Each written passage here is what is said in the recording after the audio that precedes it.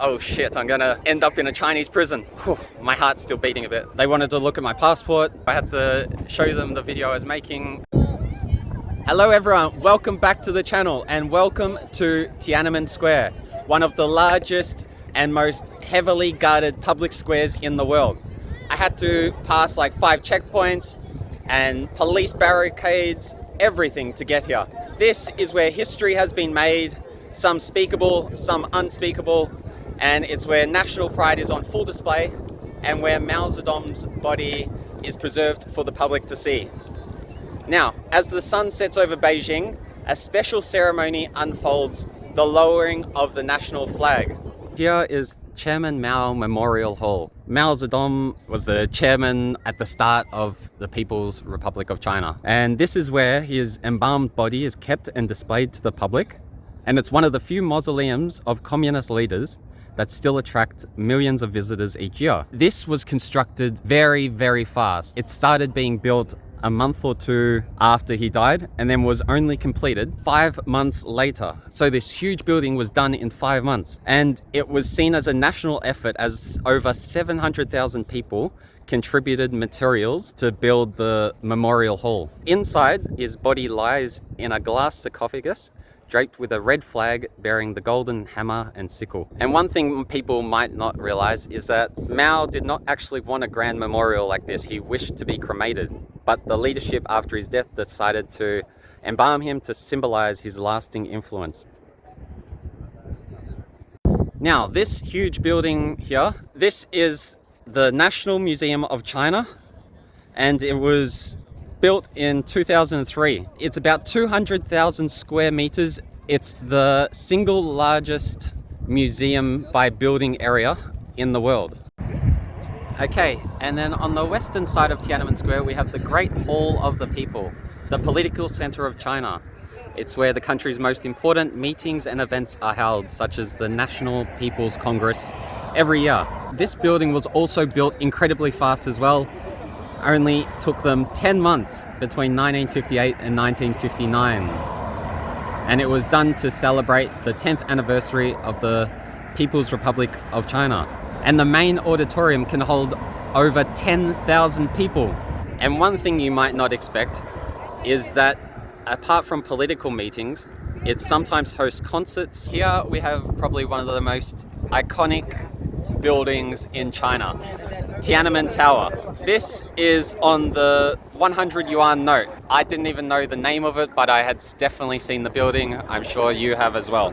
So Tiananmen means Gate of Heavenly Peace, and it was named to reflect the harmony between the emperor and the people.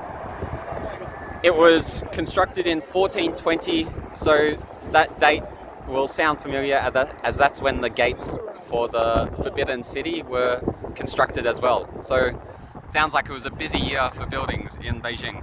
On October 1st in 1949, Mao Zedong stood on the Tiananmen Tower and declared the founding of the People's Republic of China. The most recognizable thing about this is this humongous portrait of Mao Zedong hanging on the tower. And it's replaced with a fresh version about once a year to keep it looking clean and vibrant. And it also has those golden roof because that was the emperor's favorite color at the time. Quite an impressive monument with a lot of history looking onto Tiananmen Square.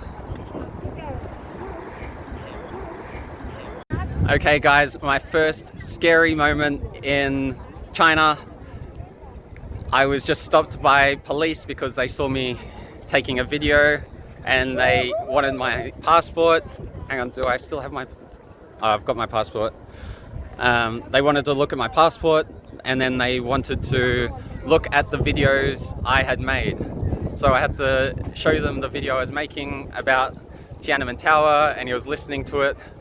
And then when he was just listening to what I was saying, he was like, oh, so it's just information about Tiananmen Tower like you can get on the internet. I'm like, yes, I'm not making anything up. I love China. I'm just talking about what I've learnt about it and I'm trying to tell people, the world about it. And then he was happy to hear that and he said I can keep filming. But for a split second I was like, oh shit, I'm gonna end up in a Chinese prison. Whew, my heart's still beating a bit. Okay, so it's sunset and here is the lowering of the flag ceremony. So they're starting to come over the bridge in front of the Tiananmen Tower. So it's meant to be a solemn, respectful ceremony, so I'm gonna keep quiet now.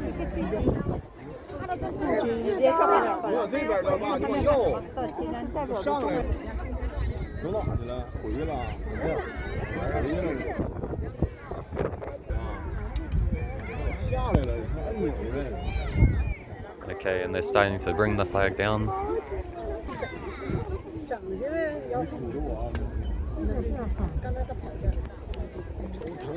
Okay, so they're wrapping up the flag with a bit of artistic flair. It's hidden behind the flagpole there. Okay, so the flag's down. It looks like they're gonna start marching again. And it's so well timed. And they're taking the flag with them. And they'll bring it back in the morning for the flag raising ceremony at sunrise. That was the Tiananmen Square flag lowering ceremony. I hope you enjoyed this video. I did mostly, apart from the little scare about ending up in Chinese prison. Thank you very much for watching. Please like the video, subscribe. See you at the next stop. Good night.